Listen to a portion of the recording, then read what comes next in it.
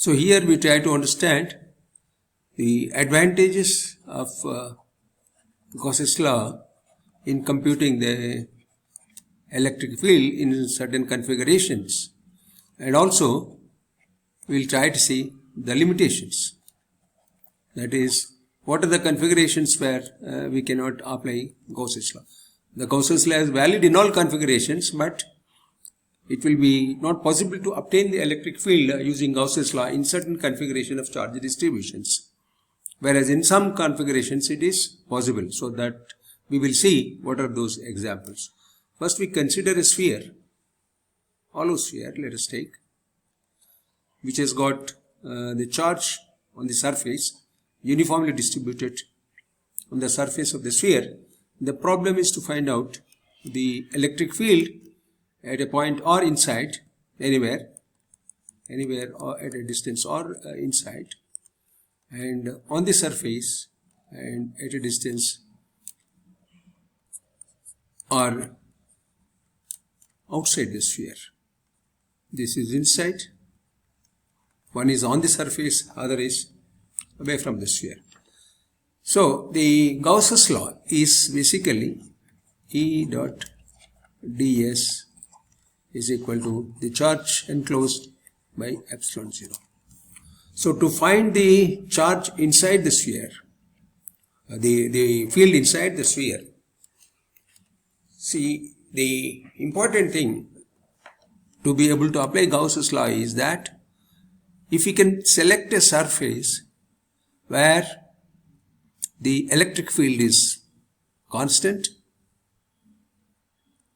or it is zero, that is, on some part of the surface it may be constant and another part of the surface it may be zero, then this integral gets simplified. So we will be able to obtain the electric field in such a configuration. So now in this case, for a point at a distance smaller, that's inside the sphere, if we take a circle of radius r, the field is the same on the surface of this internal sphere.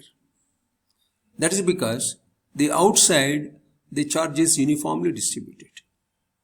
So had the charge been not uniformly distributed, that is, had we had a scenario where the part of the surface only has a charge, say suppose we have charge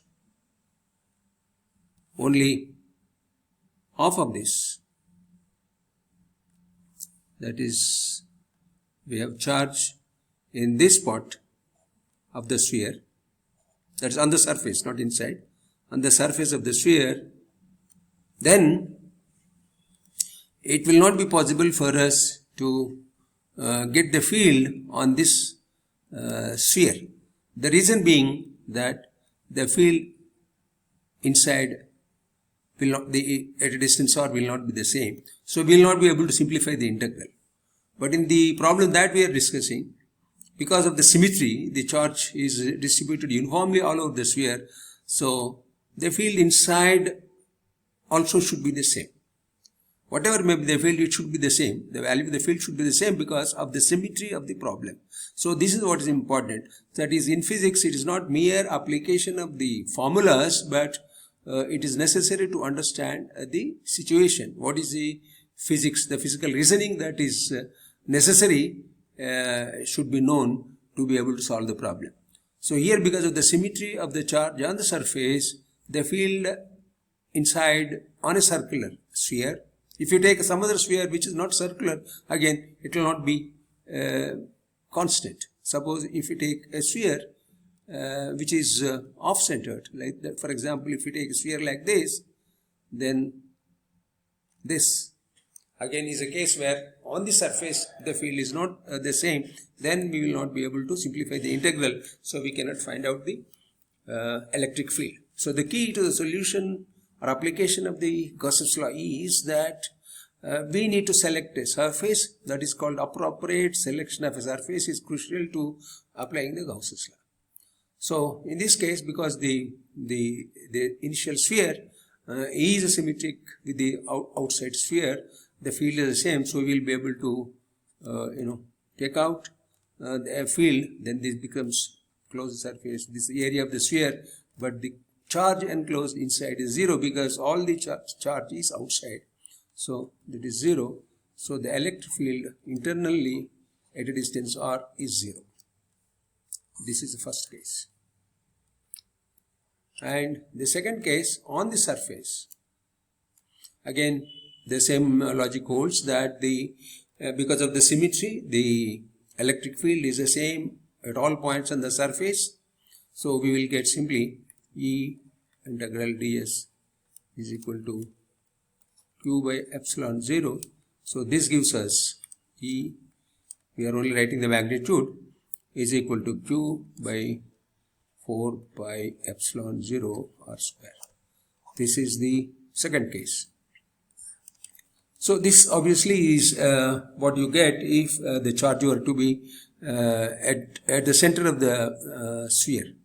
So basically what it shows is that the field outside a sphere on which a charge is distributed is same as the field that would have been there had the entire charge concentrated at the center of the sphere. It is as if it is a point charge. The sphere behaves like a point charge. So the third situation is where it is outside. If it is outside, again the symmetry reasoning gives us E 4 pi r square is equal to q by epsilon 0, which gives us E is equal to q by 4 pi epsilon 0 r square. This is again same thing that one would have got by taking the charge on the sphere to be located at the center of the sphere. So this is a fairly simple case. So the important point here is that is the symmetry of the problem that is actually enabling us to apply Gauss's law and able to obtain the field in such a configuration. So now let us take another case of a line charge. Here what is important is that what is the symmetry of the problem. We can see that the field at a distance r at every point will be the same around the line charge. That is, you take 1, 2, 3, 4 and you take on the other side. That means we are taking a circle of this radius. Suppose let us take like this, at all those points. Suppose as long as this is constant. So at all the points on these circles, 1, 2, 3, 4, the field is the same. The reason being, when the line is infinite, the point 1, point 2, point 3, point 4 are the same. They see the same charge because it is very, very low. So actually in practical cases, this will be valid when we take a long wire. This field value will be valid at points which are at the center of the wire, but at the ends, that is, it will not be, the field that we are going to get will not be valid in practical cases. When we take a long wire, at the center of the wire, the field is valid, but not at the end, because at the center of the wire, again it sees as if the central points will see the wire as a very long wire, like an infinite wire. So the point is that at 1, 2, 3, 4, it is all the same. So what we can take is, if we construct a surface, actually, which envelops these points, then the field being the same, we can take the field to be the same. So if we take a cylindrical surface of radius r, now this is the first problem, now the second problem. If we take a cylindrical surface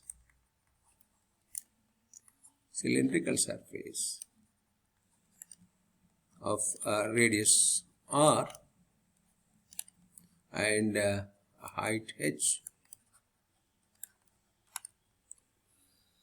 then on the cylindrical surface, on the curved surface, the field is the same at all points based on the arguments that we have given, because all these points will see the same charge distribution for an infinite wire. But on the flat faces, the field in this direction, the field is the same, that is the radial direction, but the field in this direction is 0. Because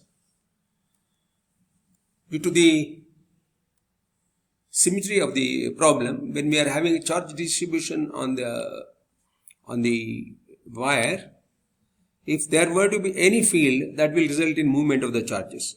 So the fact that we have a uniform charge distribution on the line means there is no field in the direction perpendicular to the flat surface. There is no field. The field, we can visualize this in this way. For example, we take a finite wire. Now let us take a point like this. Now the field due to this segment of the wire is this. Then we take another segment from at the same distance from this distance r, then like this. Now these fields are having this direction. Suppose if you take the charge to be positive on the wire, then when we resolve this into two components, we will get like this and like this. That is, the components in the r direction, they add up, and in the z direction they cancel. With the result, there is no net electric field in the z direction. So this understanding of physics is essential for us to proceed with the problem. So having said this, now we will try to evaluate the integral. E dot ds is equal to the charge Q, total charge. For example, if you take the surface charge density to be sigma, and now we are having a line, we are having a wire, so it is only E dot ds.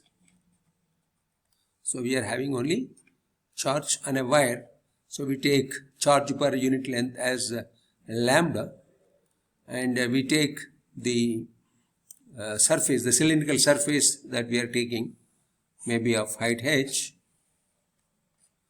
So the charge that will contribute to this cylinder is lambda into h by epsilon 0. This is Gauss's law. Now the E field on this surface is, let us say, is E, and on this surface it is 0. So E dot ds means we will say E multiplied by this area, and E multiplied by the flat area becomes 0, because the field perpendicular to the flat surface is 0, so that part becomes 0. So we are left with the E field on the curved surface and the area of the curved surface. The area of the curved surface is E into 2 pi r h is the area of the curved surface, and we don't take the area of the flat surface because the field perpendicular to the flat surface is 0. So this gives us lambda h by epsilon 0. So this gives us E is equal to lambda by 2 pi r epsilon 0. This would have been a very complex derivation had we done it from using the Coulomb's law. But applying Gauss's law makes it very simple because of the symmetry of the problem, that we are taking a simple case of a long infinite wire, and then so there is a symmetry around the radial surface. So that is how we are able to get it. Now let us look at a case where we will not be able to make use of the Gauss's law to get the field. So the case is, suppose you take a plain sheet or a wire. So let us take a plain sheet of charge. Then we have a sphere.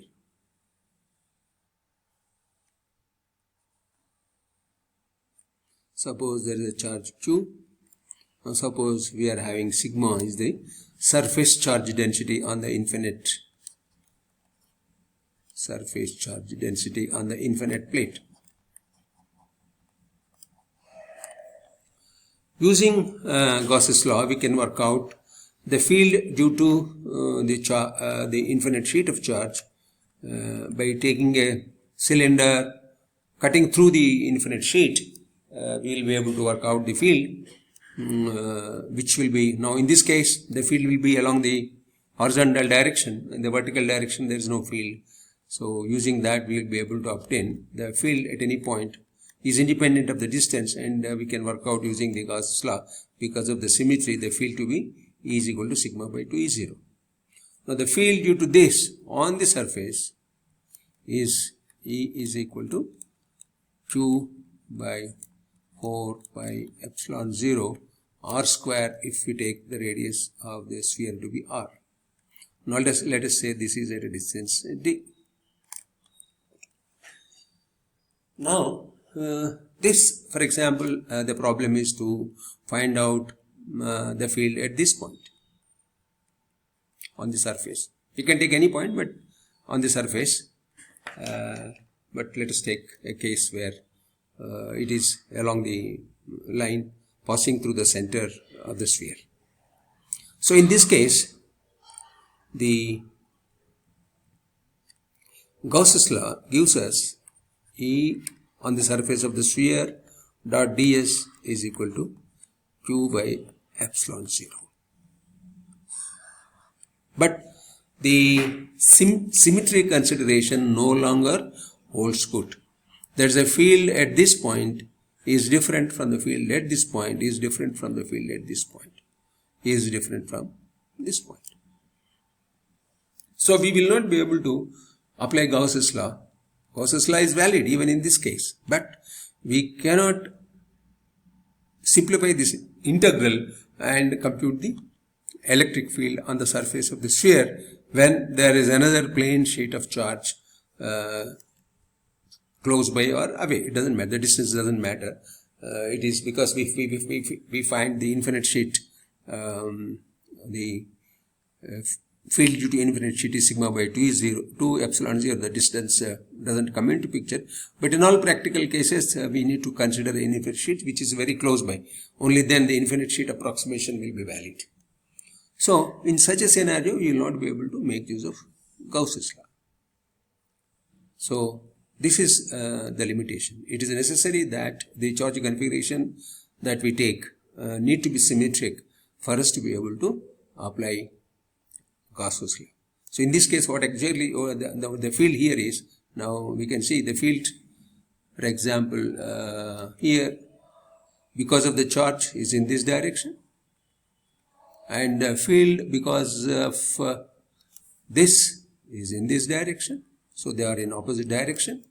Whereas the field at the other point, now here again at this point, if you take on the same line, the field is in this direction. Now the field due to that also in the same direction. Here the field due to the sphere, suppose let us say this is the field due to sphere, and this is the field due to the sheet. Here they add up, here they you have to subtract one from the other.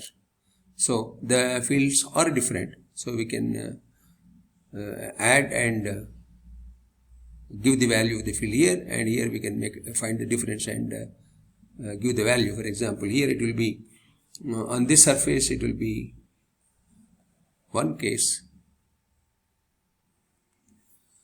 Because of the sphere, it is Q by epsilon 0 4 pi r square, that is E1, let us say, due to sphere, and E due to sheet is sigma by 2 epsilon 0.